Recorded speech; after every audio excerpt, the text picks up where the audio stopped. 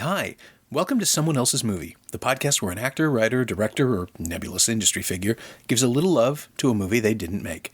I'm Norm Wilner, senior film writer for Now Magazine, and welcome to the show. This week's episode was recorded on location in London, England, which is where one finds Chris and Ben Blaine. As filmmakers, they go by the shared moniker The Blaine Brothers, and their first feature is the singular Nina Forever, starring Abigail Hardingham and Kean Barry as Holly and Rob, a new couple whose relationship is haunted, quite literally, by Rob's dead ex. That film is available on iTunes right now, and after you're done listening to this podcast, you should go out and watch it. Or stay in. Watch it. Just watch it. I have never seen anything like it, and it's great. Chris and Ben picked Trainspotting, Danny Boyle's spectacular 1996 adaptation of Irvin Welsh's cult novel about heroin addicts knocking around Edinburgh. Alternately exhilarating and horrifying, it opened in Cannes like an atomic bomb, paying off the promise of Shallow Grave, Boyle's previous collaboration with screenwriter John Hodge, producer Andrew MacDonald, and star Ewan McGregor, and instantly putting McGregor, Johnny Lee Miller, Robert Carlyle, Kevin McKidd, Kelly MacDonald, and Ewan Bremner at the top of every casting agent's must-have list. It's so energetic and ebullient that I am having a lot of trouble accepting that this year will mark the 20th anniversary of the film. But I am old, and that's happening a lot lately. Oh, and just to keep them straight in your head, Ben has the lower voice and will be the first person you hear. Chris sounds a little softer. This is Someone Else's Movie. So, we chose Trainspotting yesterday, actually. We were thinking of different films, but we started to realise that it was a really good one to talk about because of the way it's sort of... it's part of a British tradition of filmmaking that's definitely affected us. The way that we make stuff. And I think also a British tradition of filmmaking that a lot of people kind of...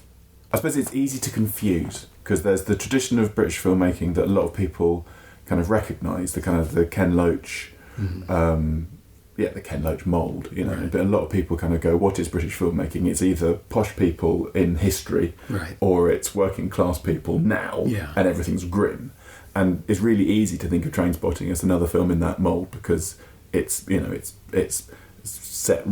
It often feels quite a contemporary film, and it's kind of like it's people taking heroin in a housing estate. It's tough, but actually, it's a fantastical film, and the kind of like it links into this kind of like other type of British filmmaking, which is surreal and fantastical and creative, and kind of like it feels like it kind of inherits from Dennis Potter. Dennis Potter massively, and what am I thinking, Chris? Monty Kubrick. Python. Monty Python, but also Clockwork Orange. Yeah, and Lindsay Anderson as well, actually. Lindsay Anderson especially. That sort of sense of, particularly with like Lindsay Anderson and Stanley Kubrick, that's a sense of this kind of like young man fighting against everything, and that there's that real sort of surrealism that comes out of that frustration, which I think is really interesting. Yeah. And like Clockwork Orange, the central character, the narrator figure, is an incredibly articulate, incredibly intelligent person who is railing against, you know, not just the system that he's in and the society that he's trapped in, that incredible monologue, which apparently used to be in the middle of the film, and then they realized that they needed an opening, so they put it there. And it just galvanizes you. It's an absolutely incredible monologue, but the person delivering it, like Renton, is such a fantastic figure to be young and connect to, because he does seem, he's very watchful, he's very observant, he's very smart, but he also seems really, really likable. And that's the way you get in. The same way Alex charms you into Clockwork Orange until you realize what he does for fun. Yeah, I mean, and you were saying this earlier when we were discussing it this morning, actually, in both cases, that's actually casting as much as anything. You're kind of going like, if you didn't have someone like Ewan McGregor, who actually a lot of the time in other films you watch him and you're like, oh, he seems a bit much, you know, he seems a little bit like, oh, I'm not quite sure if I enjoy him as much, and then you're kind of like, okay, why is that? And you're like, well, in Trainspotting, he's still his incredibly likeable self, but his character isn't likable at all. He just completely fucks everyone over. Like, there's nothing that he does that's nice for anyone, and he doesn't like anyone either. He's just a complete misanthrope, And in somebody else's, face, you'd be kind of, oh, this is a really down film, and I just don't like that guy. But there is just something so inherently likable about Ewan McGregor, and it's Michael McDowell, isn't it? Yeah, Malcolm. Yeah, Malcolm McDowell. Yeah. Same with him, and because he's If as well, isn't he? Yeah. So you're kind of like and a Lucky Man as well. Again, Lucky Man. Again, he's another one of those actors who just has that incredible charisma that you're quite happy to watch him kicking a tramp to death in the subway, and you're like, yeah, I'm probably sort of on your side, kind of. And you're like, hang on, wait a minute, no, I'm not at all. How did you do that to me? But you sit there and you think, oh, I'm sure he has a good reason. Yeah, he can't be mean. I like him, but that identification with the sociopath essentially, and Renton, I think. The more time we spend with him, the variations that we see in who he is when he's high and when he's not, and when he's finally off. Yeah. There is some redemption, but he's not a good person. No. He'll be paying for that for a long time. Yeah, but I think also the interesting thing is, like, you get to understand, like, his mates are a pain in the arse, and it's like, it's not like you kind of go, oh, he's being mean to nice people. You go, Sick Boy has no real redeeming characteristics, neither does Begbie. Like, Spud's a sweetheart, and he's nice to Spud. And he's the one who's protected. Yeah. And it's kind of like, it definitely is a story in which you go along and you're like, yeah, I don't think you should be friends with these guys, and he does then screw them over, and you're like, yeah, like, that's sort of fair enough. Yeah. But like, I suppose the point, so like, there's it's not like you're still going, oh, he's being horrible to nice people. He's being horrible to horrible people. Yeah. But he certainly is being horrible to horrible people, and there never is any point when he's nice to anybody. It's like the only thing that he does in the entire film that is actually kind of like an altruistic act is leaving that money for Spud at the end. Mm-hmm. Well, and I think he's also he's horrified to find out how young Diane is. So there's that too, right? There's a level. That's when we see him figure out what the line is. And because we have, as you say, Begbie and Sick Boy, who are monsters, you can appreciate Renton. Like, that's why we root for him, because there is just a tiny bit of maybe not good, but chaotic neutral in him. Yeah. There is always a question, isn't there, about nice little role play reference coming in there. Yeah, huge nerd. But characters, how you can get away with having somebody that is actually quite a mean character really is, well, the people that are around them are meaner. Which again is what Clockwork Orange does massively. It's kind of like, he goes, here's a horrible person, now the state's going to be really horrible to him. You're like, oh, okay, I kind of it's an easy an easy rooting choice. We're with the guy whose brain has been messed around with. And sympathetic to him in the end, ultimately. I've seen I've seen Clockwork Orange with an audience that didn't quite know how to play it, which was fascinating. It was a 40th anniversary screening at MoMA in New York. The things that are funny didn't play as laughs, and the things that are horrifying didn't play as horrifying. People just sort of sat there and took it and tried to figure out what the reaction of everybody else in the room. Like, I could feel the room shifting. And then with Trainspotting, the first time I saw that was in Toronto in '96, in the I guess it would have been June when the press screened, 10 o'clock in the morning, and we just went out on a high, a total searing high. The 40 of us who were there in this big theater, and then I went back and saw it with an audience a couple of weeks later, and I had the same experience as the Clockwork Orange. They didn't quite know how to take it for the first 45 minutes or so, and then I think it was after the scene of Spud in the bed, with that huge button at the end, with the flipping of the sheets. Then they laughed, and it just didn't stop. Even after the baby dies, after Dawn dies, they were still with it. They were so completely into it, and it was really scary at the end, because people came. You come out of the theater pumped, and you're looking to break stuff. I think. Excited. Yeah, I suppose it's such a strange film in a way that it's so about friendship and being in a group of friends that. In the end, obviously, he needs to get away from them, but. Actually, it really celebrates in the fun that you have in your friendship groups. And even if you're not taking heroin or having babies die on you, you don't need to be at all at that extreme, or indeed having like a psychopath who, is living around your house. You're like, there's been those times when you've had somebody stay around at yours and you really want them to go. You can really empathise with every single one of those characters, even though what they're doing is usually, hopefully, more extreme than or anybody else actually has to live in the audience.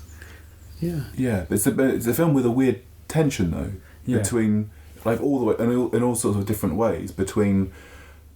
It's often saying two things simultaneously, which is really interesting, and it's like that exactly that where you enjoy the friends and you walk out of the film and you're like, yeah, that's a film about a really tight group of friends, but when you watch it coldly and break down what happens, it's for people who hate each other. Like they never do anything like like they're always screwing each other over, and the whole message of the film is get away from these people, and the conclusion is very definitely he gets away from them, and that's a good thing, and you feel pleased that he's finally escaped from these awful people, and yet at the same time they're all really good fun, and you love those people. It's really, and it's I think it's fascinating that it sits. And I mean, again, there's the other thing about when he moves to London, he has that lovely bit where he says, there was no society, and I was really glad not to be part of it.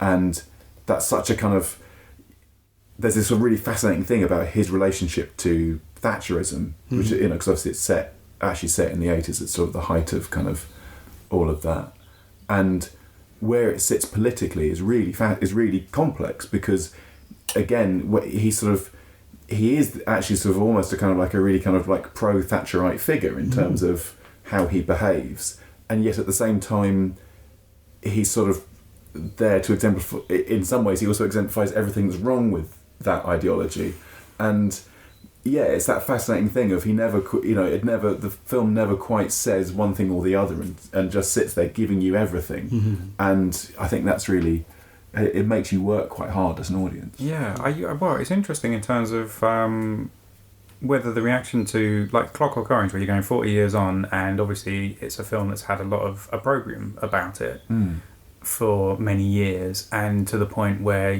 people are you've definitely got the sense of, no, you're not allowed to laugh at that, that's not allowed. So I can see how you could be sitting in an audience being like, I'm not sure if I should be saying anything. And Trainspotting, I suppose it did have a whole load of opprobrium about it when it came out. It really did. Which was all it's glamorizing drug use. Which you can only say if you haven't seen it. I mean, it's kind of incredible that every politician then subsequently had to say, well, I haven't seen it, but I've seen the trailer and it looks like everyone's having fun. Guy's arm falls off. Remember that? No, you didn't see that part.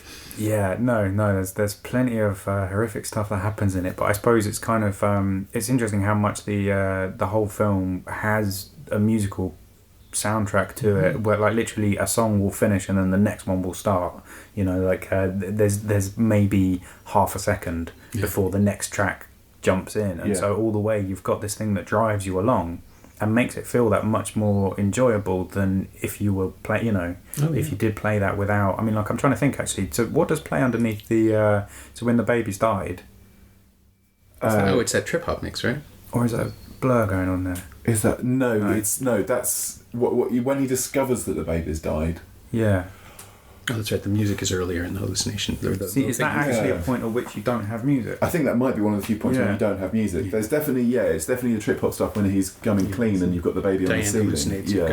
And so in other people's hands, you'd be like, I mean, that is quite a testing sequence. But you've got the work going. I can't remember which track it is, but it's when he goes. So you've got this is it was like a full-time job, and you've got this is the guide to how you live on heroin. And then that ends and it's like, but it wasn't always fun, and then she starts screaming, and that there is you're right, there's no music under that. And so you think in terms of the film, if it didn't have wall-to-wall music, would you actually enjoy it quite as much? Would you have that same propulsion to it where they're using not having music for a very specific reason? And it very much is that thing of like, you could play so much of it for horror and for appallingness, and actually it plays a lot of the things that it doesn't hide from how horrible they are, but it's bright colours, it's music, it's a really nice edit, and you're like, I'm simultaneously going, this is, I mean, like the worst toilet in Scotland, which is I mean, again, a fascinating sequence where you come in there and that's absolutely horrific and it's absolutely disgusting, and then you have becomes the most beautiful sequence in the film. Exactly. And also there's that. I mean, that's the first time that it's totally surreal. And I mean, that's one of, and again, it's what's so nice about it is that no one particularly talks about it as a piece of surrealism. And people often kind of, like the sort of the fantastical things, people always like relate back to them taking drugs. But at that point, he's not actually high. I mean, the whole point is, I'm no longer high, I definitely have to shit. That's because I'm not high. And yet, that suddenly out of nowhere, he does this impossible thing and does this impossible, beautiful sequence. And I think that's really, it's just really exciting to see a film where it can be surreal and it's not kind of like, you don't have to put the brakes on, you don't have to apologise for it, you don't have to explain it, it just does this beautiful thing that's emotionally true. Yeah, and you're going, so there's like this huge visual metaphor of your, emotion, the joy that you are getting for actually, you know what, I have managed to get those bloody things back. Yeah. From this awful situation. That actually, the buzz on that must be pretty high. Yeah. Mm-hmm. It's the thing that Boyle and Hodge did together, which they haven't worked together in a while, but the thing that John Hodge and Danny Boyle did do was play amorality for joy, like just Shallow Grave, Trainspotting, maybe not so much A Life Less Ordinary, but definitely the Beach as well has that Game Boy sequence where something. He's not exactly doing something terrible, but he's fleeing all responsibility and abandoning everything in his life, and it's still fun because he's having fun. And when he comes down, that's when the film goes dark and everything goes terrible. And I just suddenly realized how hard it is to find a copy of The Beach, and I really want to watch it again. I still think there's some good stuff in it. I'm really fascinated by all of Boyle's output, but the films he made with Hodge are sort of seething in a different way with stuff. I've interviewed Boyle a number of times over the years, and he said that his running gag when he refers to his own work is that he likes to create specimens rather than characters. He'll just watch people suffer and figure out what they're going to do next, which is sort of summed up perfectly in 127 hours. Yeah. But it's in, it happens in Sunshine. It certainly happens in his earlier films where it's just a question of which move will be made first. And Trainspotting, although it doesn't present itself as a puzzle piece, it really is moving into that direction where, you put Renton under the microscope and what is he going to do? Yeah. And how did he get to these points and now what? But the film is, as you say, the score is so much part of it. It is done with so much joy and so much... Your pulse doesn't slow down and you're not allowed to stop having fun right up until he wants you to be confronted he wants to confront us with this horrible reality. Yeah. Again, a really good example of that is actually Begbie, where you go at the start, Begbie's violence is enjoyable. Oh, yeah. It's really good fun to watch. And it's introduced with him casually throwing the glass over and the freeze frame, and it's like, hey, it's we've all done this, happy days. And then also when you get to the bit where so there's like a brief moment with this is the woman who's actually had the glass smash over her head. She's full of covered in blood. Yeah. But then it just goes straight away into, I'm going to have this fight with these two big guys, and that's going to be fun. And then you don't even watch it. You just you watch The Friends, and you've got a real, to be honest, the only time I've seen a chair fly like that is in Asterix cartoon. And all the friends are kind of like, oh, here we are again. And you don't pay any attention to the violence. Yeah, and then you get to the end and the fight in the pub in London, and when he glasses the guy, it's really disgusting. It's kind of like horrible. It's a short moment, but it really feels like you see the guy's chin or throat being cut open, and it's really it cuts. So you get the glass into the face, but then it they do cut back to him on the floor, covered in blood. That they it's not just once. Oh, okay, we're not going to see that again. It's no. Here you go. Here's a close up of him. Yeah, absolutely. Yeah, and you see Spud with his cut hand quite. You keep coming back to that as well. And it's like that moment is suddenly really unpleasant, and that's totally in the directorial choices. And again, that's where you get the fantastic when Begbie makes him light the cigarette for him, and it's the first time when suddenly like they're both in total silhouette and completely oppositionally shot, and you kind of there's nothing else like that in the whole film, and suddenly it's just going. It's that really interesting way how as a director you can take a thing and go, this now needs to be tense. This now needs to be, he's actually the baddie. It's like, until now he can be comedy, he can be fun and an annoyance, but now he's evil. And it's just like showing that through the shots and through the edit, rather than that needing to be a piece of kind of like cleverly worked plot mechanic of kind of like, oh, you've led us to this revelation. It's like, no, we've all sort of known that. Yeah. But it's just you're framing it in a different way now. Yeah. Yeah. It isn't until that moment, I think, that Renton realizes that Begbie is a danger to Renton, to him. Yeah. And so we finally get to see it too. Because in the beginning, the first bar fight is fun. It's something they'll remember later and laugh about when they're, sufficiently recovered. Yeah. But now it's scary. Now it's bad. Yeah. So I guess the other question I wanted to ask is, what was your first experience of it? When did you guys see it, and how old were you? So I'm trying to think. I'm not sure I saw it in the cinema. I know I didn't. I think I didn't actually, because I'm a stubborn bastard. So I think it came out and everyone went crazy for it. I think I read the book first. Yeah, you read. I always have a tendency. I used to, especially whenever films were coming out and they were based on a book, I would read the book. Okay. I'm pretty certain I read the book first, and the book's amazing. And what's so great about it is it's not just told from Renton's point of view. It's not just in his voice. It's in every single character's, and they all get their own chapters, and there's a whole load more characters. There's so many different characters who are talking to you directly, and he never starts a chapter by saying, this is Renton, by the way. Yeah. You just know exactly just by the way that they're written, which is like pretty astounding when you've got so many different characters and each and every single one of them is really distinct, and just from the way that it's been written. Well, yeah, I mean, even to the point of dialect, people have thicker dialects in text. Yeah. It's kind of incredible in plain text to see that.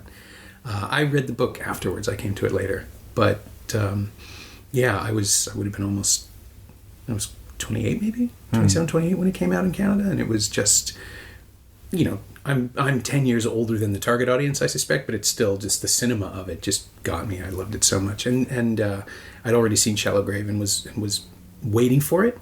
And so it played Cannes, and there was all this fuffer about what was happening, and then the studios got right behind it. I think I'm remembering this correctly. Miramax bought it, and naturally, because they're Miramax in the 90s, they botched the release in North America. They botched the American release. Trainspotting made, I'm going to get these numbers wrong, but I'm pretty sure it made either 15 or 16 million, and most of that was made in Canada. Right. Because we Canadians are willing to see a quote-unquote foreign movie. You can't do air quotes on a podcast. But we were willing to, and Shallow Grave had done fairly well in Canada. I think it was a small distributor, but it played forever. Yeah. And they marketed it properly, and they screened it early, and they got word of mouth going, and people went to see it. Whereas in America, partially because Miramax, the Weinstein brothers, did what they always do, which is underestimate the viewing public and try to fix this movie that they bought, a completed movie that they acquired. They redubbed the first 20 minutes with softer versions of the accents, which is unnecessary, but really stood out. Yeah. I was lucky enough that the first time I saw it, we saw can print. So it has subtitles in the bar sequence, the one scene, what are you talking about? Football. Yeah. Which it always had, because it's so loud. Yeah, the rest of the film, apparently, there's a subtitled version that was released. I've heard that. I've heard that. Yeah. I don't know how true that, if that's just a delightful apocryphal. Yeah. But I mean, of course, I've got to love the way that they've done that scene, because so often you're kind of like, okay, here's a scene, it's in a bar, and everybody's talking like we are now, and you're like, you can't hear each other. Yeah. You can't hear each other, and there you're like, you can't hear each other. We've put subtitles on as well, because probably you won't have actually, they might not have actually got as much out of the conversation as you are. Yeah. But it was jarring the second time to listen to. I mean, I hope you guys have never. I know it's never been released in this side of the Atlantic. Definitely. Yeah, it's still out there, and it's just evil. It's the first 20 minutes are cleaner in the audio because they've just redubbed all the dialogue. The sound, the bass sounds is still the same. Yeah.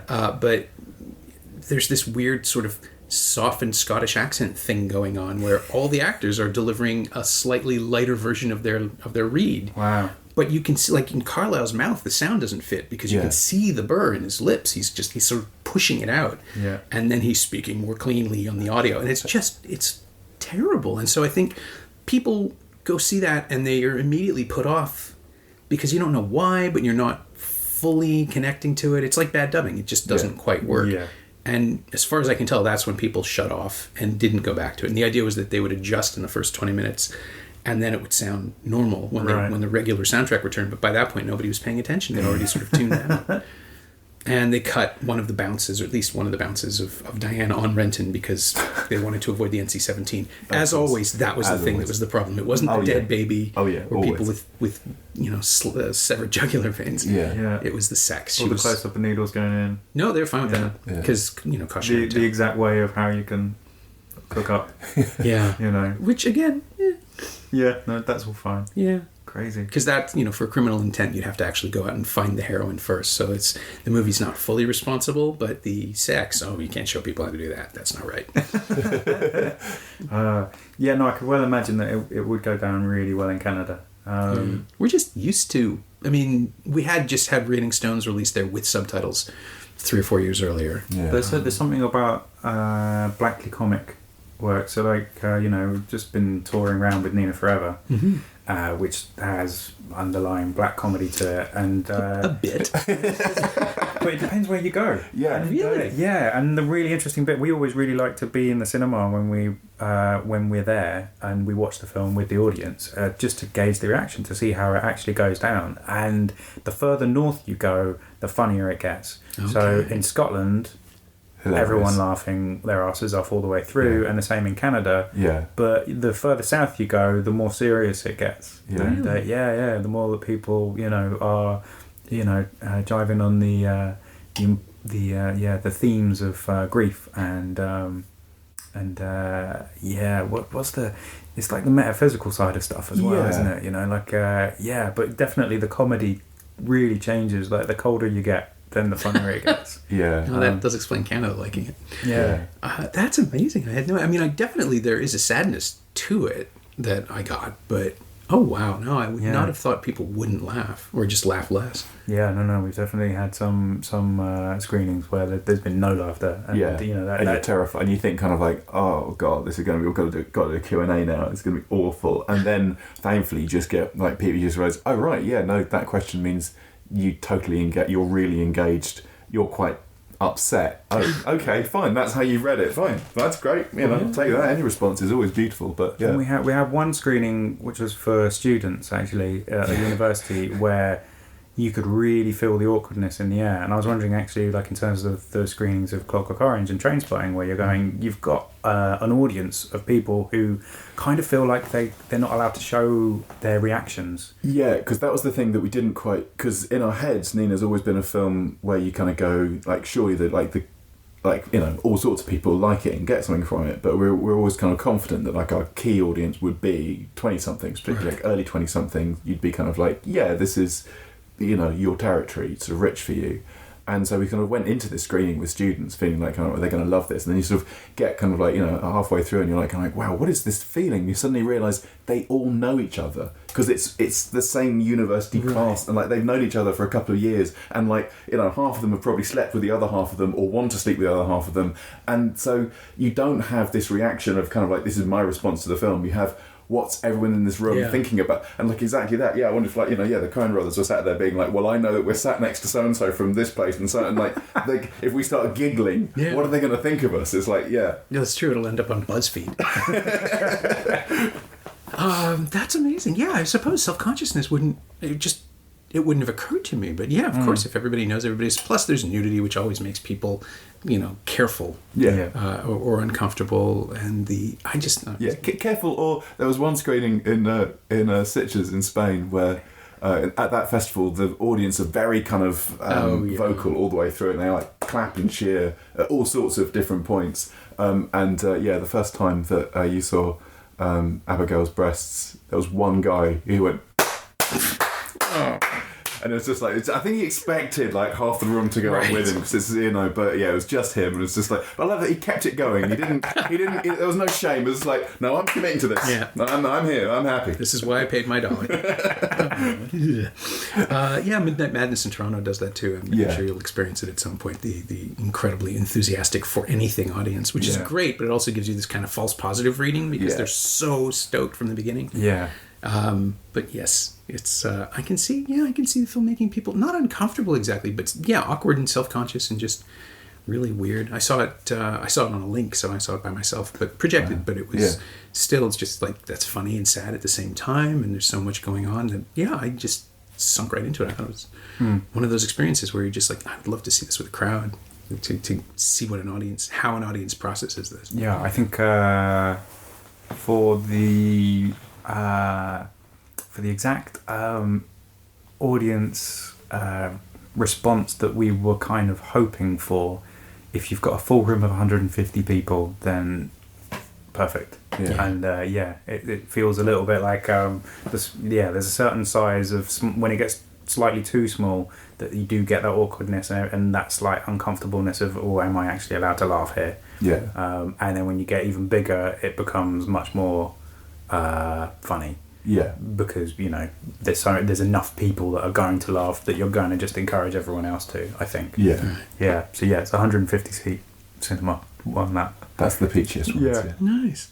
Well, and this brings us back to Boyle, which is, Yeah. the idea of cinematic control, where you've created an experience for people and you're working the levers. Like, you get to be in control of how people respond, whether they go, happy or sad. You can sort of gauge the room, but the film is steering. Like, the film is actively steering, and so is Trainspotting in a way. Trainspotting really is, yeah. I mean, it's such a masterful thing that they managed to do with the film, where you're kind of going, so you're coming from a film that from a book where it goes forwards and backwards in time, and it's not doing the usual character arc thing of a film. And in the film itself, you're going, so two people kind of have character arcs, but there's such a very definite structure to it, where so many of the stories that happen are all quite random, but they seem to be following a theme. There's like 5 quite distinct sections, and there's a definite midpoint where things change from being, okay, this is fun, to being, okay, no, things are just going to go wrong now. And just that really simple sort of little pyramid of a structure really, really works, and really holds it together and really makes you feel like, okay, you totally know where this story's going all the way through. It's such a really interesting thing to see, where you're kind of, you will get drummed into about everything needs to be because, and you can't just have an and then. And with this film, pretty much all of it is and then. Yeah, almost the entire story is a series of and thens, but it nevertheless, because of that really simple hinge in the middle of kind of like, he starts out here, he gets to there, and then, okay, from now on, I'm just trying to get away from these people, and they're going to come after me, but, and not in a kind of like, they're hunting me, but just because they're my mates and I can't tell them to leave. Yeah. It's such a kind of nice downbeat way of making that work. But yeah, it's such a simple way of giving the audience a journey, which then enables them to have all of these kind of, just this kind of like real kaleidoscope of everything happening around it, which, it's brilliant. It's a masterful piece of screenwriting. Yeah, I described it to somebody once years and years ago as it's like the synthesis of the two great narrative arcs of cinema. One is that it's a coming of age story where you learn to be yourself, and the other one is the noir premise of not being able to escape your past. And it's both of them. It actually does both at once, which is just so fascinating to watch, like to go back and study and analyze after the fact, because it suckers you in. You don't really get either of those things hammered home, but then there's that moment where Renton's sort of set up in his new life and everything's going well, and he gets that letter, and it's just like, oh, that's what this movie's about. Yeah. And now we have to endure that. And once again, like it's so important that the character is smart and self-aware to that extent, because that's where it becomes a heist movie, where it becomes a plan, and where it gets out. And subliminally also, we have McGregor from Shallow Grave just sort of ringing that bell in the back of your mind going, he's done this before, he'll be okay. He's going to get hurt, but it's going to be all right. Yeah. And it's just really a tribute to Boyle and Hodge and McGregor that you don't feel it. It doesn't feel like a retread at any point. It's just the band getting back together and doing the difficult second album and actually making it better.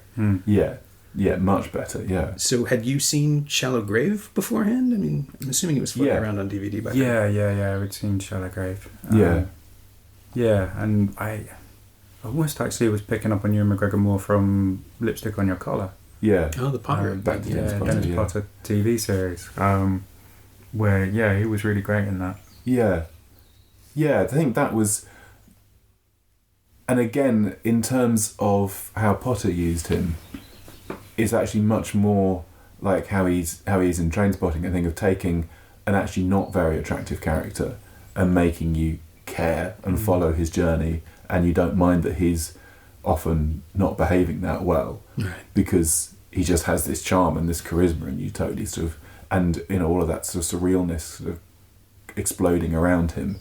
And he's, again, in a way, he's great in surreal things, because he has that sort of, he does have that weird sort of musical thing about, like you could, like, he's not ever has done a musical, with Down with Love, the Renee Zellweger film, yeah, from the director of Ant-Man, which I've never understood.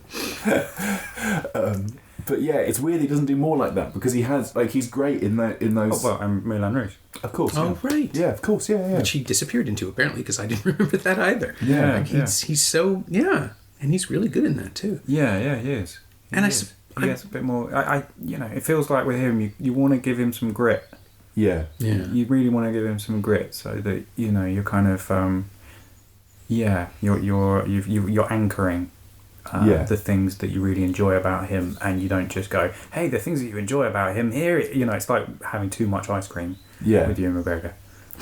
But I mean, it's the same with almost everything, isn't it? It's like again, it's that thing of what's so smart about Trainspotting all the way through is that you always have that tension between this is fun, this is awful, and it's like that's there in almost every aspect of the film. There's it's pulling you both ways at once. Yeah. And their entire lives are excess. Yeah. So you actually are having the ice cream effect. You're getting to they're going to crash. They just don't. Yeah, absolutely, definitely. And it's so fast paced as well. I mean, when you look at when you're editing a film and you're trying to work out the runtime, and obviously everybody wants to know the runtime, and it's really important what the runtime is. Yes. And as a critic, I guarantee you that is the most important thing.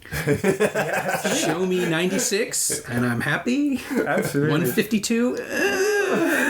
Really? Must we? But then you're sitting there, like, when you're editing it, you don't put on any of the stuff at the start. You don't have any of the, if you just want seeing a little bit of filth. Yeah. And there's about 6 or 7 different companies with their logos coming up before anything happens. It's like true Family Guy. Yeah, we were just asking ourselves, like, what is the start of filth? Like, how does that actually begin?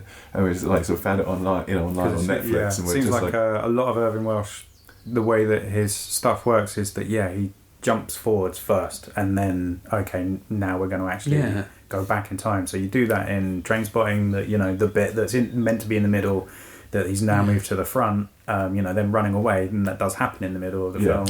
And so Filth, he's got this weird sort of dream sequence that will only make sense much later on. Wedding Bells, which is a Channel 4 TV thing, which starts quite nicely with this thing with 4 women all dressed in wedding dresses killing their respective husbands to be, kicking them in the docks, and that plays out in a really nice way, and it's a really nice way of setting up this stuff will come. And so Filth, I don't remember how many, but I remember a lot.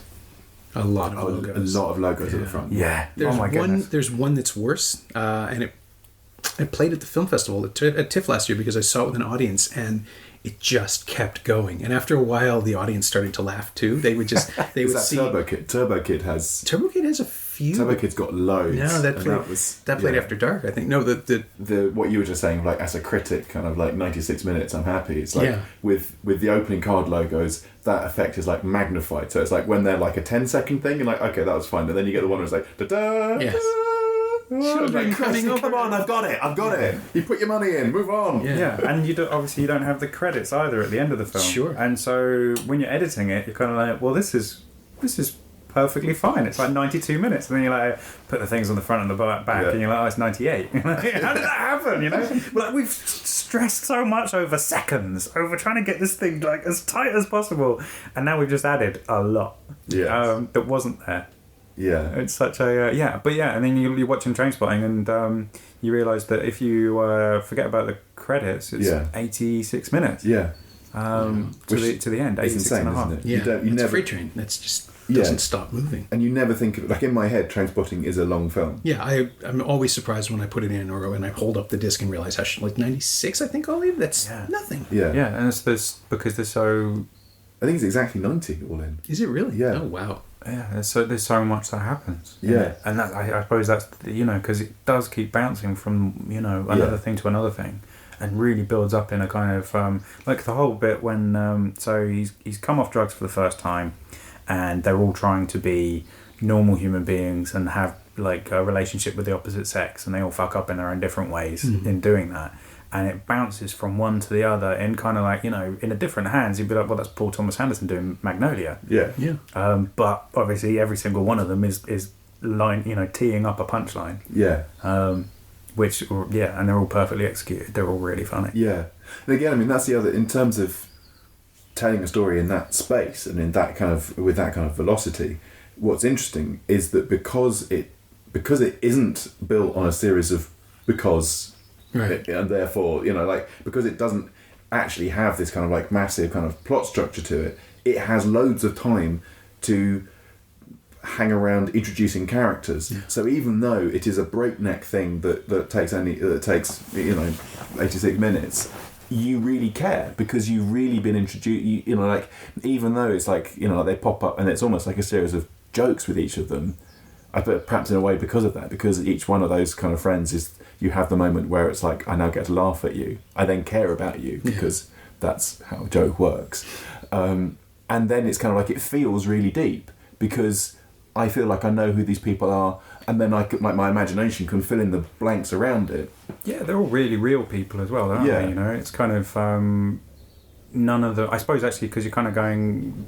Because they're just there because they are who they are. Yeah. They're not there because they're ciphers to get you from the, whatever stage to the next stage. There's no threshold guardians opening doors for you to the whatevers. Yeah, there's no one there to help the hero on his journey. There's no there's no journey, there's escape. It's a flight. It's the opposite of a triumphant story, except that it is triumphant in the end.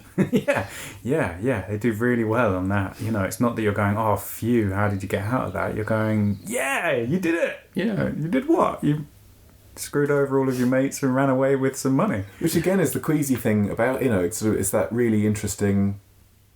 I mean, like the way the ending is played, but actually the way, like the one thing that almost everyone knows about it is choose life. Mm-hmm. But that in itself is, again, there's this sort of inherent tension to it because there's nothing positive in that speech. Yeah. It's never, either at the start or in the middle or at the end, which is like it occurs 3 times throughout that script. And in none of them does he talk positively about any of the things in which he says he's choosing. Yeah, it's never a triumph. No, it's never. And at the end, he's going, I feel pretty bad about this, but I think we can all agree I sort of had to do it. And now I've got the money. I'm going to be like you. I'm going to have my TV. I'm going to be good at golf. I'm going to be... And it's a threat. Yeah. It's not, and it's also, it is that sort of... I mean, is he staring at the camera? He's not quite staring at the camera. Yeah, he's walking right towards him.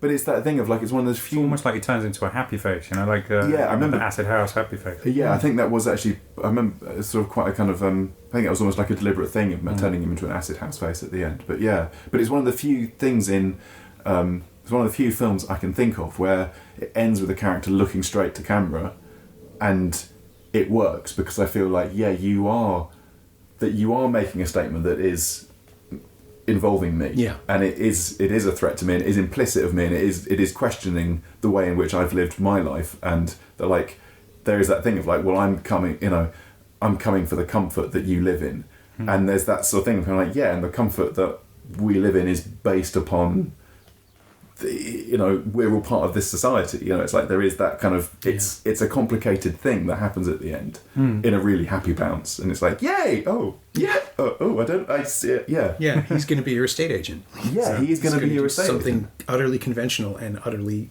terrifying. Yeah, it's not metastasis. It's the other thing. It's the thing where the cell enters the system, where there's like where the pollution comes in, where the lead creeps into the water pipe or something.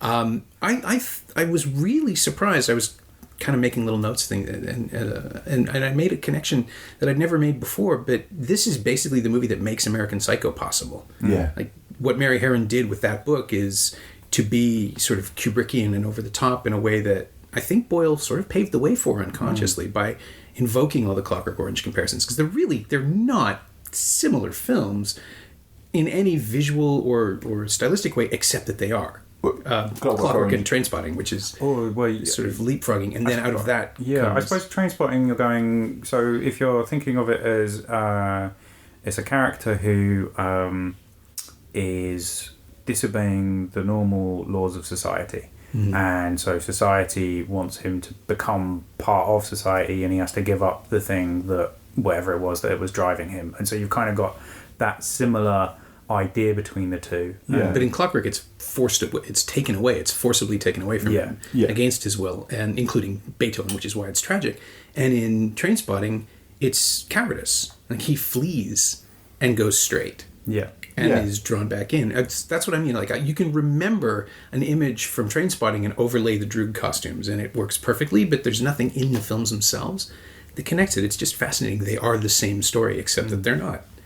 This weird mirror image. But it is a weird mirror image. There is. I mean, Boyle said he was thinking about it. It was part of it, but it's just this really bizarre thing where you can look at it and it kind of isn't, and it kind of is. It fights the comparison by being so specific to itself. Yeah, I mean, the language is also. I mean, it's slightly more so in the book, where the language is even more. In both cases, like the language, jargonized. But it's interesting that in both cases, it's actually the initial spark, quite for both, is verbal, and you go, like the draw in writing Clockwork Orange was very much, first and foremost, was inventing this language, and what that then did to the way you think as a reader as you read it, and you're kind of like you're pulling yourself through this entirely alien text.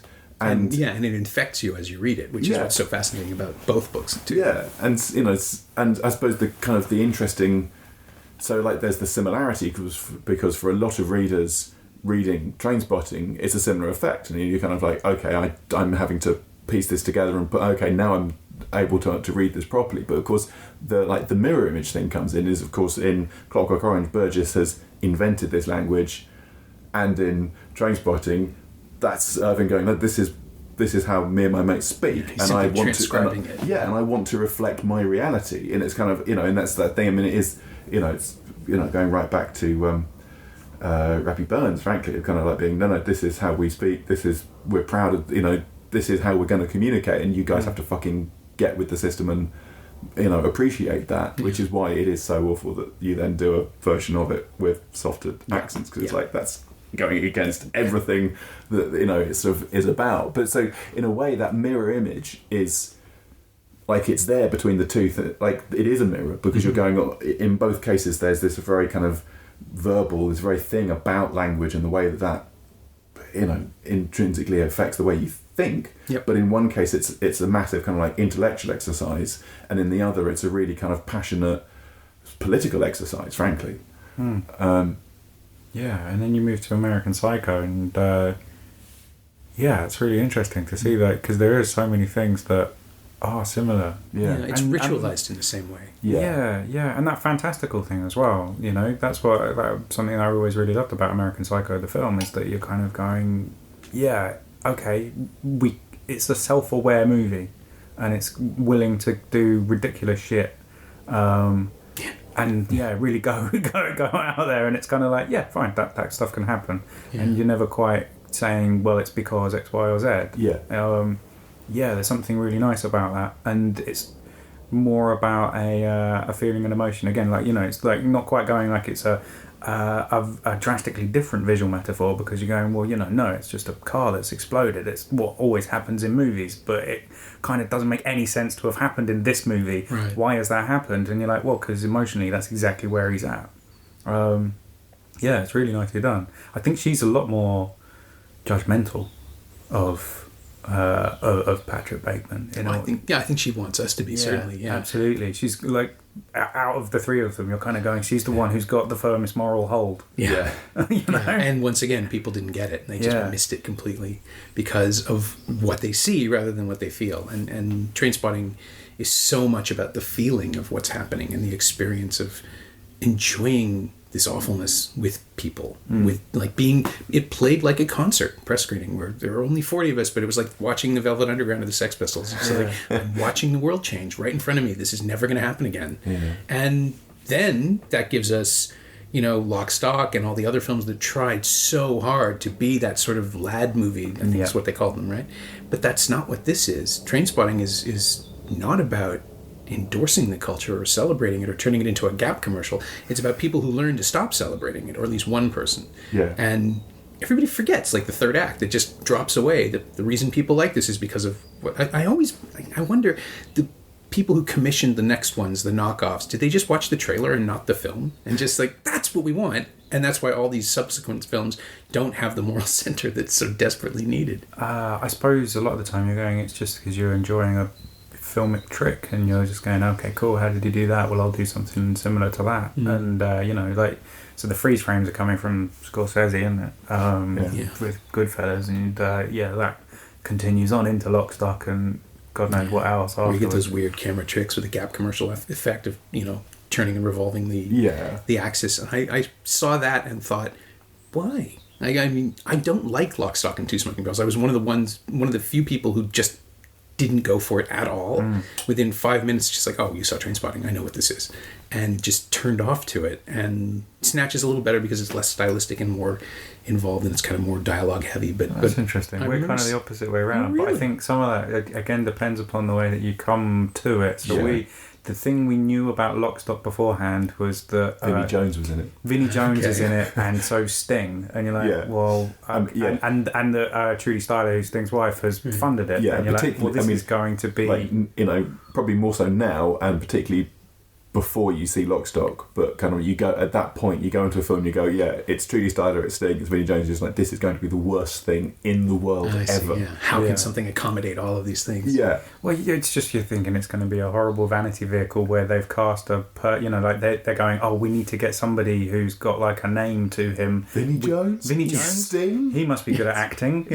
Why? Because he grabbed Gaza by the balls. I mean, like, it's a really bizarre choice, and in that instance, it's I'll give it to them. That works. Yeah, he's great. I mean, he isn't great in anything else, but he's great in that film. Yeah. Absolutely great in that film. Yeah. So I think we had a bit of a whale of a time. I don't think I've actually seen it since. And it was like at Edinburgh Film Festival. So we saw it at Edinburgh and like left that, like went in just like, oh well, what else are we going to do, and left on a high. Okay. And I think kind of on the back of that, just through like going back and telling people you've got to watch this, I think I saw it 3 or 4 times back then. Right. But I haven't watched it for a very long time. Be interesting to see if it holds up, or if you're kind of like, oh, actually. I mean, I think I kind of want to see it again now too, just to feel fun. Maybe I got it wrong. I don't know. I don't. I think it's certainly possible. I think the interesting thing about it is that my memory of it is that what it does do is the friends and the gang, and like you really like those characters, and you kind of I remember a lot of fun. And the other thing that sticks out to me, interestingly, is the little speech that, who is it? I think it's Fleming? Yeah, no, Fletcher. No, who is it? I can't remember. The speech about tea. The speech about how it's drinking tea that made Britain great, and it's like they're all about to get ready to do the job, and one of them's like, I think it is Dexter Fletcher, is like, no, we've got to stop and have a cup of tea because that's what. And it's like it's interesting because you kind of go, this is Trainspotting, but rather than being written by Irving Welsh, it's being written by a posh middle class guy who doesn't really know the world, but does like tea and does, and and it's like so. I think on a kind of surface level, it's very appealing, but I can't imagine that there's much in it on an intense rewatch. Yeah, I'm curious now. We really enjoyed that. The coming together of all of those different plot points, and you did it to Zorba the Greek, and at that point it was like, oh yeah, this is really kind of fun, and you've seen it so many times that Zorba that gets used where you're kind of like, you can't it's not that I'm going, there probably has been many uses of it before that point as well, but it's really hard for it to feel anything other than hackneyed, but then at the same time structurally it's such a really useful song. But for a while with Nina, we tried to use Zorba as a bit after. So Holly's moving in. We didn't try and use it. We couldn't think we didn't want to use it. No, not it was just all. a temp trick. But then it just it just worked. It's such a great piece of music to edit anything to, and it just really worked. And it was like, oh god. and so much of that is actually because you're going, well, it's the rhythm, and you're like, there aren't many songs which start slow and just get faster and faster and faster, and you're like, to watch that in a film is fun because you're kind of like, you know, just everything starts chasing. And it's just interesting to think what time signature did that Zog of the Greeks actually in? God, I have no idea. I don't know, because it's 2. Yeah, it's like to the power of 6. Yeah, it's. I mean, it certainly isn't. It could be, you know, about to say something really dumb, but I don't think it is it's definitely not a flat 4/4. You know, it's like that. You know, and again, so it's very hard. You know, it's that interesting thing about coming to music is that so often that does kind of pull you into a 4/4 beat, which can actually be something that you have to really struggle against in order to make an edit interesting. Yeah, people were talking about, oh, well, I cut on the offbeat or I cut on the... You're like, yeah, it's because you're using 4/4 music. Yeah. Like, you know, if you used a waltz, you'd be having a whale of a time. Yeah, well, you're inherently making it safe for yourself by using something that the audience can sort of pulse with. Yeah. Which, I mean, again, why Lust for Life is such an amazing opening, because you're just not given any consideration. I don't care if you've finished your popcorn, we're going. Like, the film just takes off. Yeah. Yeah, absolutely. We actually recreated that sequence with Barry, who gave us the chair that you sat on. Yeah, with Barry, you gave us the chair that you sat on. We were doing a show called Where's Barry in Edinburgh, and the conceit of the show was that he'd woken up late for his show and he was handcuffed to his bed, and he like had a bunch of characters that he played throughout the show, and the idea was that the characters would all be people who were coming in to fill in for Barry because Barry hadn't turned up. Okay. And then we'd occasionally cut to video of Barry trying to make his way to the venue. And part of it being Edinburgh was like, well, we're going to have to do a Trainspotting thing. Yeah. And he didn't realise that, he wakes up, he's handcuffed to the bed and somebody's drawn a dick on his forehead. And so then we made him run down the streets of, down Prince's Street and down those exact steps and fall over a car, but with a dick on his head. He had to do quite a few takes because it was all done we'd done it so that we'd mounted the camera to him just in front and he just ran off with it. Yeah. And so he had to get it right or else we'd just have to do the take again. Yeah. So there was quite a lot of him running around with a dick on his head in Edinburgh for a while. But which is also quite cruel, quite enjoyably cruel watching the footage back because you'd be on like fourth take and he'd be like, okay, and set off, and then he'd do something wrong. And the beauty of it is, it's not like us going, no, cut, he'd know. Right. And he'd go, no, it's not, okay, sorry guys, okay, let's do that again. It's just like, it's just, cruel but enjoyable. Oh, it's wonderful. Yeah, but it's a great start and such a great track, and so propulsive and really sets up the entire mood of the film, doesn't it? Yeah. I'm trying to think of like in terms of like score wise, because there's so there is no score. It's just it's all music. It's all music. Yeah, and there's so much of it. Yeah, but it goes. I think it goes from Lust for Life to Carmen, doesn't it? Carmen. Yes. Yeah. Yeah. Yeah, which is like your first sort of Clockwork Orangey. Oh yeah, see, look, we can use classical music as well. Yeah. So there it is again. It's all these weird little images, all these twinnings. Yeah, and using the wide-angle lenses as well, and that way of making what are actually really quite small spaces really big, and the way that you can really dramatically change your aspect on a character within the same frame because obviously they come close to the lens and they become huge and bulbous and they just lean back and suddenly they're tiny. And that's where too, with just which lens you shoot Ewan Bremner with, turns him into a grotesquerie so easily because his features are just so amazingly exaggerated. He performs that so amazingly well as well, though. Like you look at the body shapes that he's pulling. He's contorting himself. Completely contorting himself, and yet you're kind of you're watching him. You're not going like, oh, why is he doing that? You're going, I've got friends who do that. Yeah, it's instantly relatable. I mean, I was realizing, I'm just in my head, I'm like, did I miss something? And I realized we haven't spoken the names of any of the other actors other than McGregor. And it's just because they are, Robert Carlyle doesn't exist. That's Begbie on screen. I have seen that guy. And Bremner and Johnny Lee Miller, we might have mentioned him. And I'm forgetting somebody else. Somebody obviously. Kevin McKidd, right? Yeah. Who and I found this out in researching. He was on vacation when he was on holiday when they were shooting the advertising, so he doesn't appear in anything. Is that why?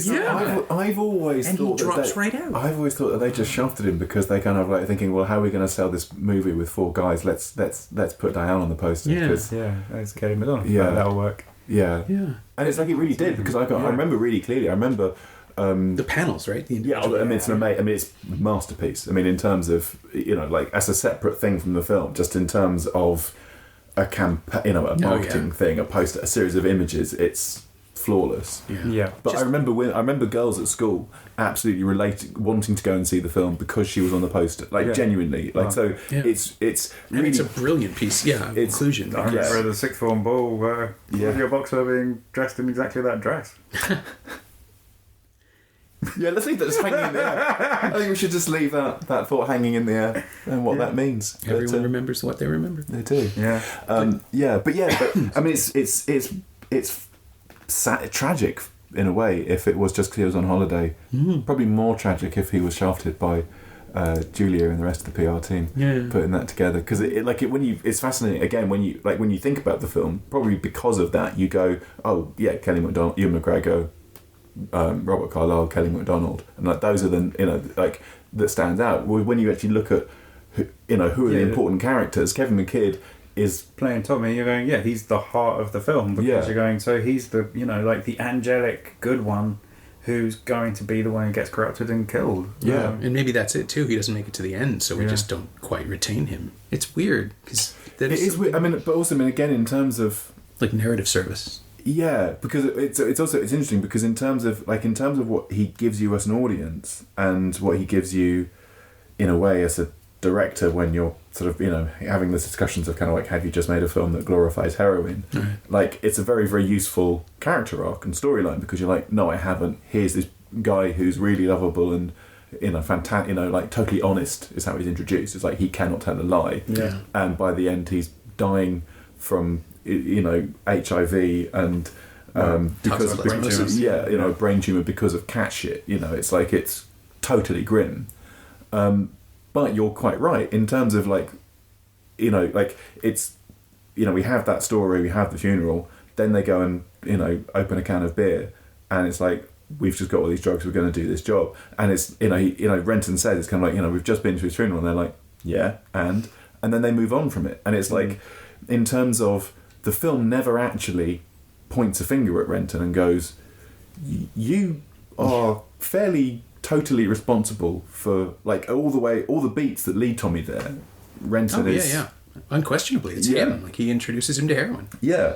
Tommy begs him for it, which is so bizarre. Yeah. Not only that, it causes the breakup. So he's the one who steals the tape. Oh, that's right. And and that's why Tommy breaks up with his girlfriend. But his girlfriend breaks up with Tommy. Yeah, but in terms of how the film ends with him going, I shafted my mates. I kind of had to. He is referring to the 3 guys he's just left behind.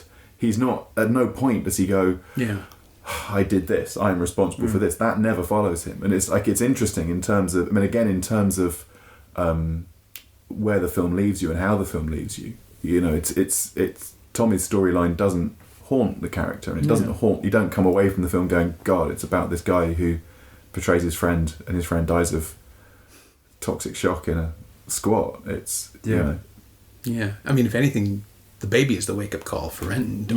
That's when he quits. That's when he leaves.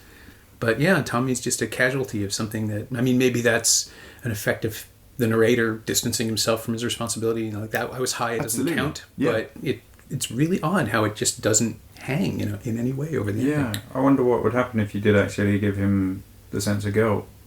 Just in terms of, so the reaction to the film, where you're going, this, it's a film where you can say, it glorifies heroin taking. You're like, well, if he actually felt guilty about the guy that has ended up dead, primarily because of the things that he's done, would that actually change, your attitude towards the film as a whole, as what the film's trying to say? Because you're going, I think it starts being about... And interestingly, in terms of that last speech and him walking away, and what that kind of leaves you with, that turns the film for me into kind of, as I said before, this sort of like political thing about society and about how this man fits into society and how his actions and behaviour fits into what the rest of us are doing. Whereas if the film ended with him, having a responsibility for Tommy, then it does become a film about heroin. Yeah. And that's it. And it becomes it encloses itself and it becomes just about that. And it becomes actually a much more comfortable film because I can sit back and I can watch and be like, yep, that's why I don't do heroin. Yeah, exactly. You're given an out. You're allowed to not absolve yourself, but you're allowed to never invest yourself. Exactly. Like you can just leave it all behind. Yeah. Whereas instead, I'm sat there watching it on my big screen TV. Obviously, I'm no good at golf, but it's like I'm sat there in my life that I have chosen. Yeah. And the film does manage to rattle you still. It does kind of reach out and go, well, what are you doing? How do you connect? Yeah. Okay, before we go, because that would be a perfect out, except that there's another question you've already kind of addressed it. Isn't that perfect for discussing your film? Like yes. it would have the perfect structure, but no, actually, we want to go over here with it now. Let me go. Well, the final question on the show is always the same, which is what of this film have you absorbed into your own work or cannibalized or stolen outright? Is there anything that influences you? You sort of you've referenced it, but have you taken its... I mean, some of the things in Nina Forever feel weirdly Renton and Diane-y in the just the naturalism of the relationship in the midst of all the strangeness. That kind of rang a bell with me. Yeah, I mean, it's funny because again, when I feed you the answer.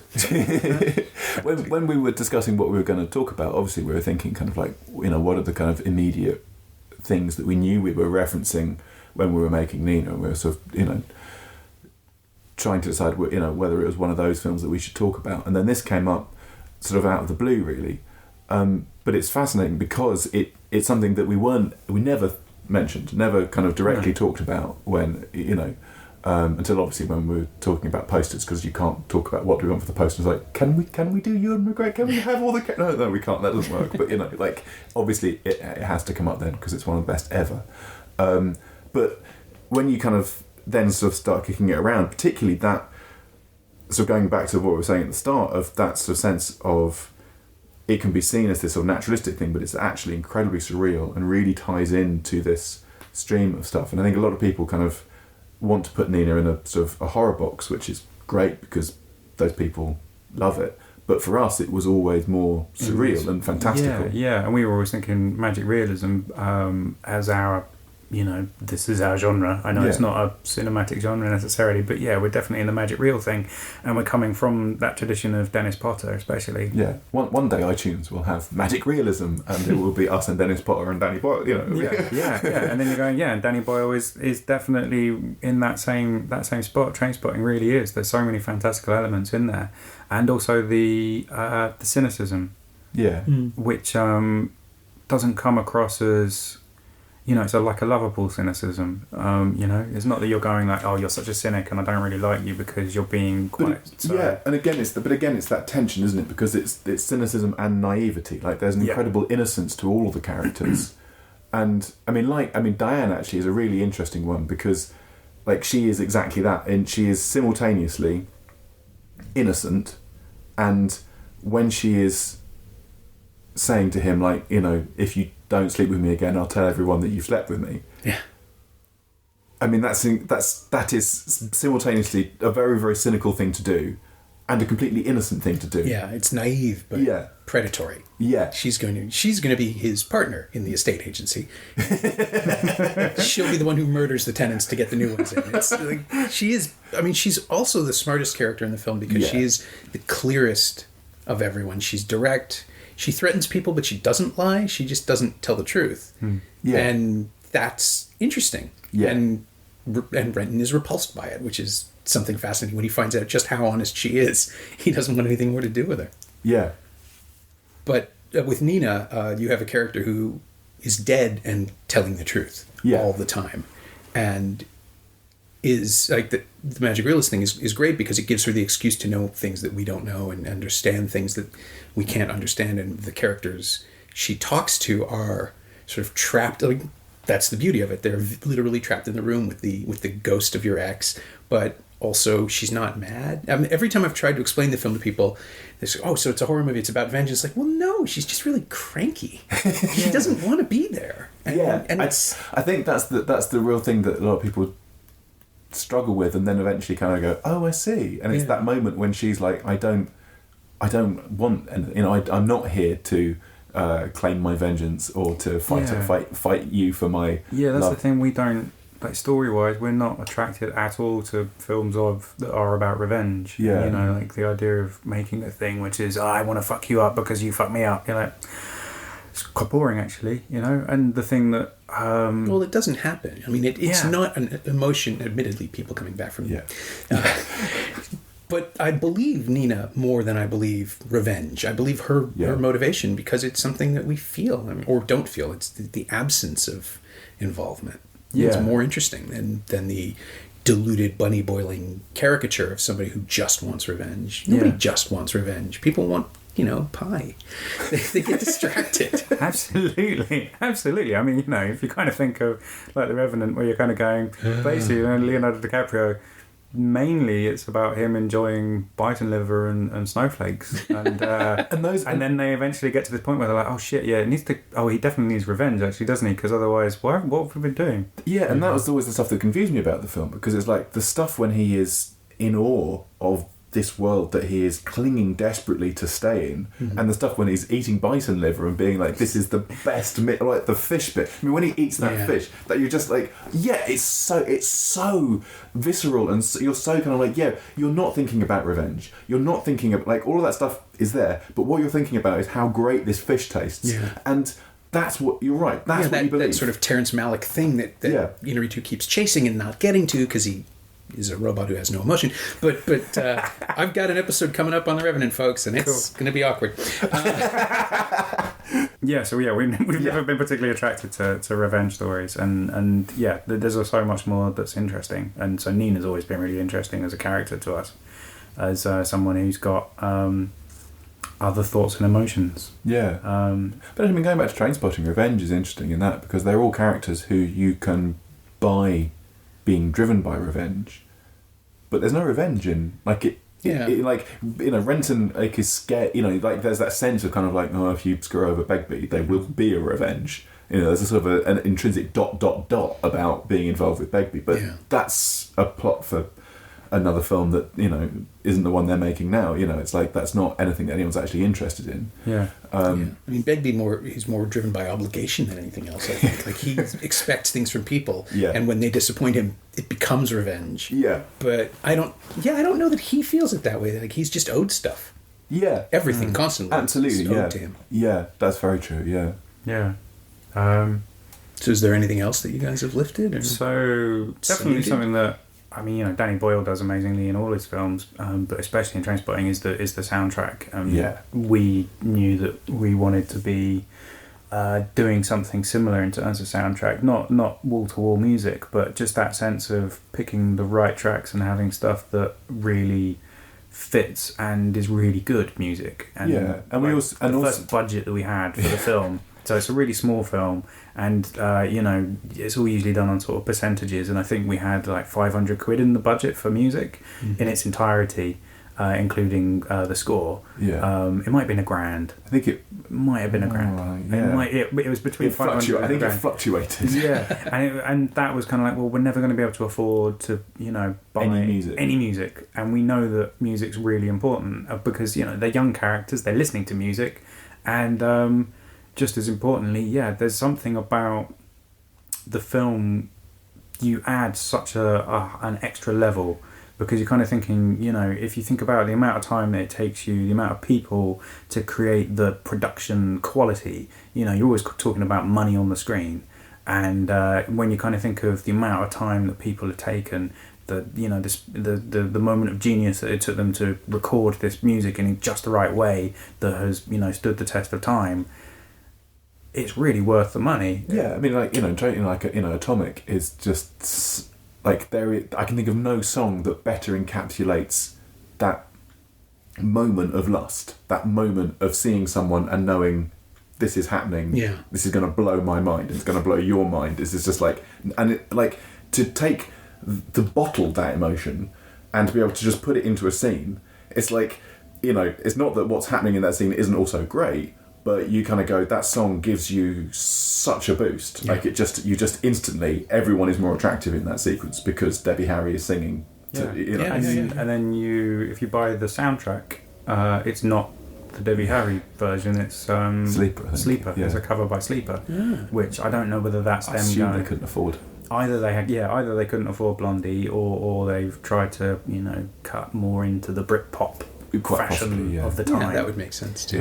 But you're kind of like, well, you want the Blondie version because that's the one that really kicks you off in such a good way in the film. Yeah.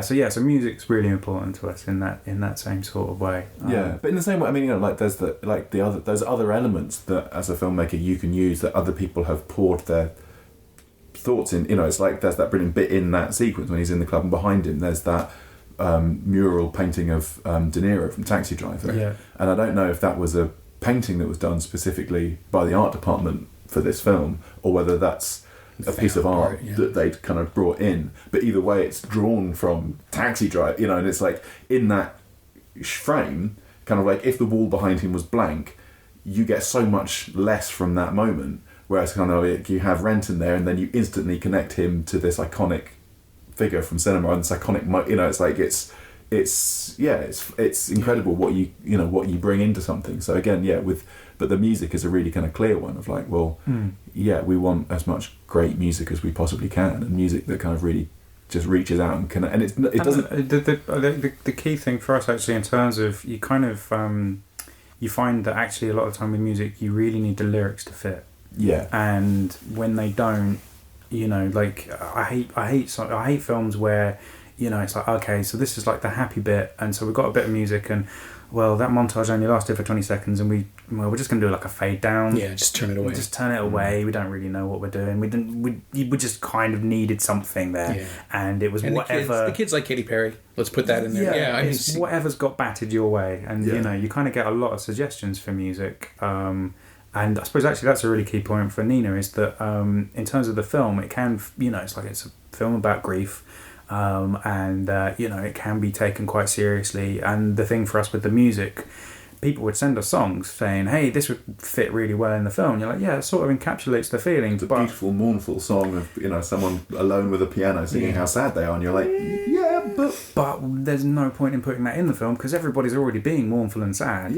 Actually the thing that we really want to have, and we knew really early on, was we really want drums, and we want that propulsive the same sort of drive that you're getting from Trainspotting, where we're not sticking in Lust for Life, but loads of the songs that we were starting out with, there was so much drumming, and it really was about adding that extra element of and again that element of fun. I mean, again, it's the thing, like in terms of how the music works in Trainspotting, of kind of like you go, here's something horrible happening on screen, and I've put something bouncy and fun beneath it, and the two things aren't cancelling each other out. They're creating this interesting tension, and that was definitely something. And again, with the lyrics, I mean, like so lyrically in Trainspotting, you're going, you've got Lust for Life, but not only, I mean, and temptation. I mean, some of it is, but I mean, Lust for Life. It's also interesting, like when you watch it again with this in mind. Like, there's a bit in the start when they're playing Lust for Life when they're actually injecting, and the music actually just comes up just ever so slightly for Iggy Pop to shout, "Of course, I've had it in the ear before," which isn't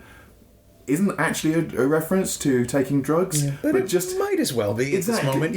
Like the connection, and you just kind of like, it's all those little details where you can see that they're not just putting on a music that perfect day. It's essential commentary. So there's one particular bit in Nina where so it's the first time after Nina's arrived, and Rob's cleaning up the flat the next day, and we were trying to find the right music for it. And we started out with a Fred Astaire track that we couldn't afford, and then we were like, okay, well, we know that ska can be cheap, and we've had friends who've been able to afford ska music, and I love ska music, and so it was like, oh, well, there's this one which works really well. It's by a band called the Melodians, and so we were pretty confident that we'd be able to get that one, and the quote for that was like double the amount of money that we had for all of the music in the film. So can't have that one. And then searching through for ages and trying to find, because we knew it wanted to be a track from the past that had like this sort of slightly classic thing going on to it, that it Yeah, didn't want to be like a modern day thing. No, it wanted to feel really out of place, which I think was, again, like that whole sequence, the joy of it is like mixing that reality of I have to clean up my flat with the impossibility of I have to clean up my flat because my dead girlfriend has magically appeared and bled everywhere. Yeah. And so then having this kind of track that was out of time, I mean, as in from a different era rather than played badly, that was, what felt like a really nice way of encapsulating his emotion at that point. Yeah, so we're listening to loads and loads of different British tracks, and going through the decades, starting in the 50s and working forwards, and then eventually got to this track, this Adam Faith track. And literally, we were like, okay, well, let's try that with the film as it's cut at the moment, which is obviously a completely different track. So, that sequence has changed massively depending upon what piece of music's been with it. Sure. And we stuck the Adam Faith on, and the lyrics are perfect. And we haven't changed a single... Really? Yeah, we haven't changed a single frame of it. And it was just like, oh, there we are. That music works amazingly. I think there were a couple of edits that were pulled like 4 or 5 frames, to be fair. But that's it. It's just surgical. Yeah, absolutely. Yeah, it was so tiny. Yeah. So trying to find those right tracks and how important it is to find a piece of music that doesn't just give you the right sort of mood, but also is actually saying something extra as well. I mean, like, actually, also, I mean, there's a piece of music that that Holly plays to Rob that we used twice, and again, that was a track that changed and changed and changed, but we really liked the idea of how when you hear it first time round it has one meaning, and then you hear it again and it has another meaning. And when we eventually found the track that we used, which is by Pearl and the Beard, we initially they're a band that I sort of, loved and just kind of like was on their mailing list, and it was their latest single, and they actually like put up this live version, and they're a 3-piece who like play cello, guitar and drums, and like the way they play live is really, really incredible. And they split up shortly after releasing that album, which is heartbreaking. And that was what I sent you. I was like, what about this? And you were like, yeah, this is great. And then we kind of like sort of, went to them and we'd really like to use this, and they're like, yeah, here's the album version. Mm-hmm. And we were like, and it's great, but great in a different way. And what we actually convinced them to do, which was so nice of them, was that we used the album version the first time and the second time.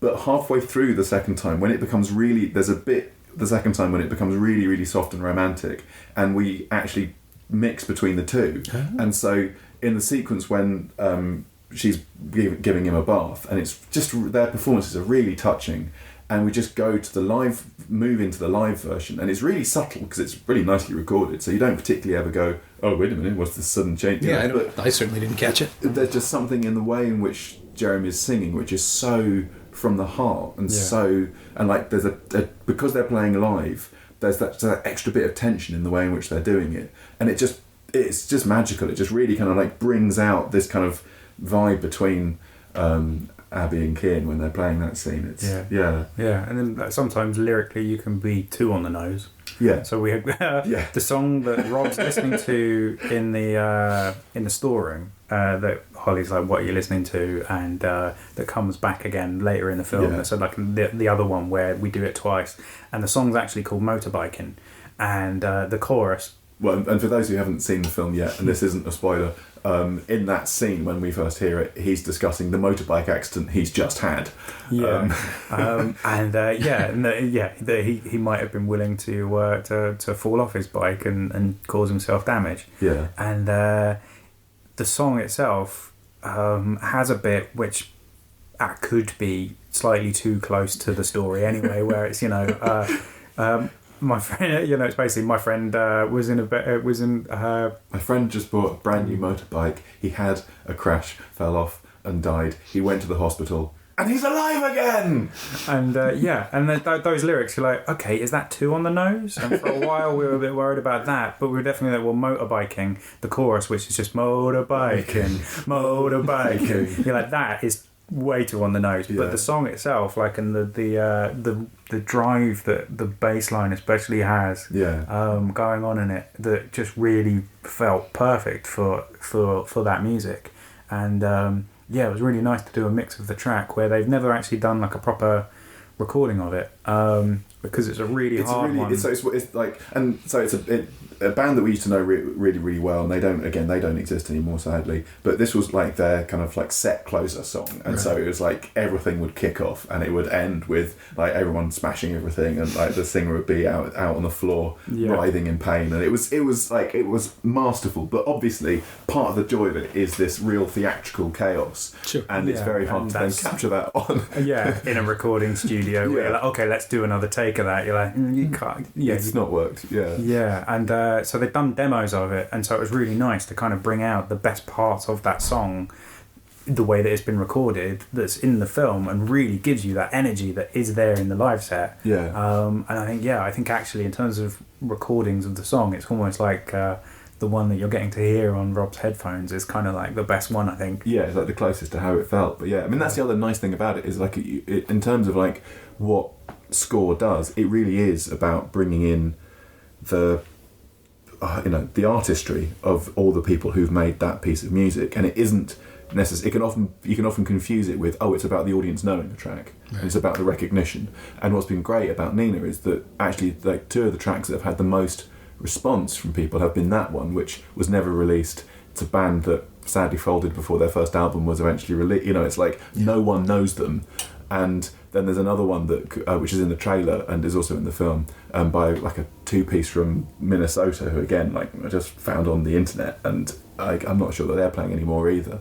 And both of them have had other tracks that people are kind of like, what's that song? That's brilliant. And it's what people are connecting to is not, I know this band. It's what's this music? It's like, it's something. I feel this. Yeah, exactly. Absolutely. Yeah. I suppose the last thing to think about in terms of stuff that we've taken from it is that structure of where you kind of go, like, forgetting for a moment, talking about, like, we always talk about, we don't like to write in 3 acts, we write in 5, and the difference between 3 or 5, you're kind of like, it's, but anyway, beside that point, when you look at, I know this, but you're looking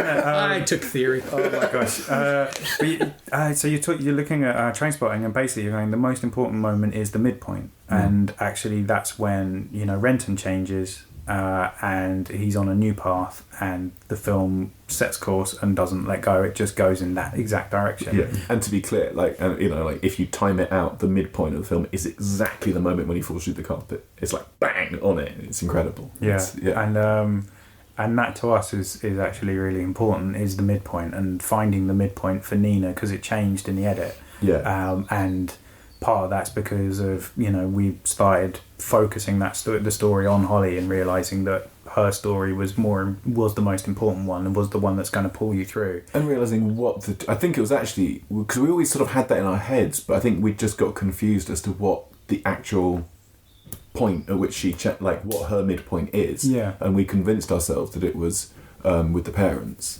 So she goes to see so she and that actually happens quite late on. And the real turning point is, when you talk about the film and you go, okay, so the story's about Holly, she's trying to help Rob through his grief, and she's fallen in love with the dude, and the first time that they make love, Rob's dead girlfriend Nina comes back and is all bloody and messed up in the bed with them, and essentially takes the piss out of them every time they try and get intimate. And the key turning point in the film is that Holly, initially she does run away, but the second time she doesn't, and the film's about, well, why has she stayed? And so then you're like, oh, that's the midpoint, because up to that point she's not been staying, and now she is. And what happens when you stay? What happens when you stay in one of those relationships? Well, guess what's coming to you? You're kind of like, now for the ride down the hill. You're kind of and so structurally we kind of are following a similar path in a way. I mean, we definitely go around the houses as well in terms of bouncing off in different ways story-wise. And again, we were really keen to do that. We were really adamant that we didn't want to kind of tell the story in a familiar way, and that we wanted to constantly have the audience feeling, where are we now? Why is this happening? And it's like, particularly because it's like we knew that we had this big kind of like, well, Nina's going to appear, and that's quite a kind of like, whoa, what the fuck? But if you're doing that, the rest of it can't be, you can't drop into a rhythm, and it's like, but you can't have like, other dead people appear. You know, it's like, so how you do have to calibrate the strangeness. You have to know exactly. I mean, I guess you could bring in other people, but then you're into like an American Werewolf situation or a Truly Madly Deeply thing where the world becomes more important than the relationship. Yeah. And that's, you can't really do that satisfyingly and keep it in an intimate footing. Yeah. So when did you realize that was that the second thing had to be their relationship, or was that always the point? It was always the point, but it was kind of like that realization of, I suppose, that's a lot of the time when you talk, that's the hinge. When you talk about that, it stays about the two. Yeah. Yeah, and it's about a character changing, I suppose, because, when it was about the parents, it's about Holly starting to realise something about their relationship, whereas actually the change in her is, I've committed to it. Yeah, it's like her relationship. I think that's the thing, isn't it? It's like her relationship with Rob is actually secondary to her relationship with herself. Yeah. And the film is actually her journey from being, people, my ex-boyfriend is saying I'm too vanilla and not dark enough, and the people I work with are saying I'm weird, and I want to be weirder than they think I am. I want this darkness in my life. There's this guy, he's dark and interesting. I want that in my life. I now definitely have that in my life. Yeah. Did I want that? I'm not so sure, but I have this, and it's like, that's what the journey of the film is, and the midpoint is, well, I'm sticking with this guy and I'm going to try and make this, it was it's her revelation to herself of, I've got the strength to come back into this, and I want to stay here for me as much as I want to stay here for you. And it was, rather than kind of like her realising, maybe there's a problem in my relationship with him, that's a secondary thing, actually. Yeah. So you've actually done it. It's a coming-of-age film and a film about someone who can't escape his past. Yes. Yeah, exactly. Yeah. So we took quite a lot from Trainspotting. My thanks to Chris and Ben Blaine, whose deliriously odd debut, Nina Forever, is available for rental and purchase on iTunes right now in North America. If you're in the UK, it's also available on Blu-ray and DVD with a few special features. Get it. It's really something. You can find Chris and Ben on Twitter at Blaine Brothers, all one word, and you can find Trainspotting on Blu-ray and DVD from Lionsgate in the US, Entertainment One in Canada, and 4DVD in the UK. It's also streaming on Netflix in the US and Canada, and available for rental and purchase on iTunes and Google Play. As always, you can find me on Twitter at Norm Wilner, and elsewhere on the internet at nowtoronto.com. You can also find this podcast on Twitter at Semcast, S-E-M-Cast, and on the web at someoneelsesmovie.com. And if you want to leave a review on iTunes, this week's phrase is Mother Superior. Thanks for listening.